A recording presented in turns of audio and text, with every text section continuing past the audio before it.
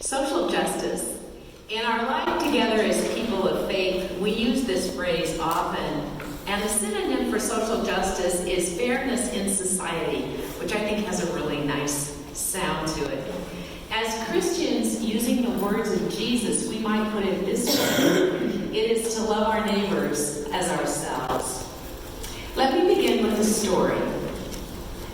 There was a man in a small southern New Mexico town who worked as a mechanic in a car dealership. I'll call him Ed. He was a kind, gentle person with real skill at diagnosing and fixing mechanical problems. You could almost say he had a following among people who needed to get their cars repaired. They liked to come to him. And the owners of the dealership often told him how much they appreciated his work.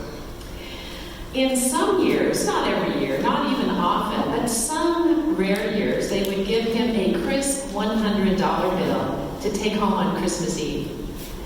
That created surprise and joy in the household where he lived, but there was a problem behind that happiness. During the rest of the year, he was not paid minimum wage. He might have been quoted a minimum wage salary when he took the job, but the owners kept the dealership open 7 days a week, and he was required to be there. Then some years, they reduced it to 6 days a week. But when you stretch out the hours that he worked, it did not amount to minimum wage for him. The family lived from paycheck to paycheck and had 2 children with chronic illnesses and no health insurance. The medical care was paid out of pocket, and it was paid. There was no time or energy to search for a better job. There were no savings to be between jobs. Just go to work, day after day, year after year. Now let us talk about the church. Thank God for the ELCA and All Saints. We are a church who cares about people like this man and his family. If this family had been in our community here, we would have filled his kids' backpacks with food so that they could help stretch their dollars, like we do for Sierra Vista Elementary School. If they had needed help with meals, they could have gone to a food pantry, and we would have helped supply that pantry like we do for Storehouse. If the father had had a serious illness or injury and had not been able to work for a time, if the family had become homeless, we would have opened our doors in this church to them with family promise and served them.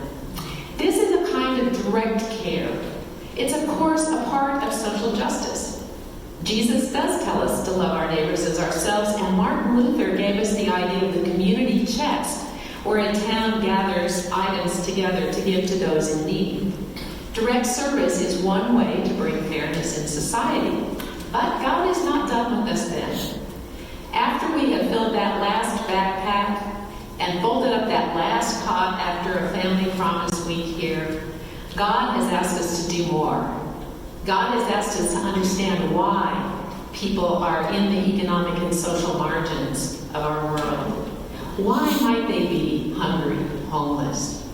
If there's a problem in society that needs fixing, God has called us to go beyond direct care to advocacy, the second part of social justice.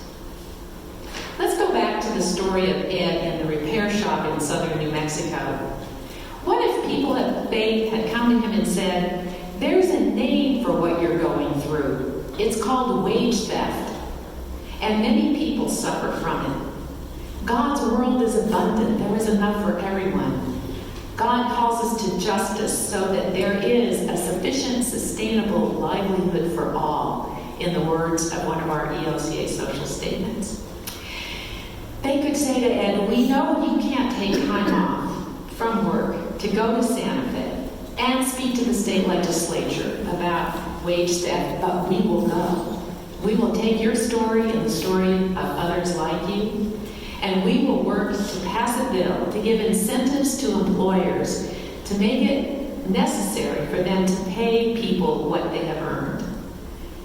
This is Lutheran advocacy, which the ELCA does so well, with such heart and spirit. It is a ministry of our church, our synod, and our congregation. These sides of social justice. As Lutherans, we say God's word, our hands in direct service, and our voices in advocacy.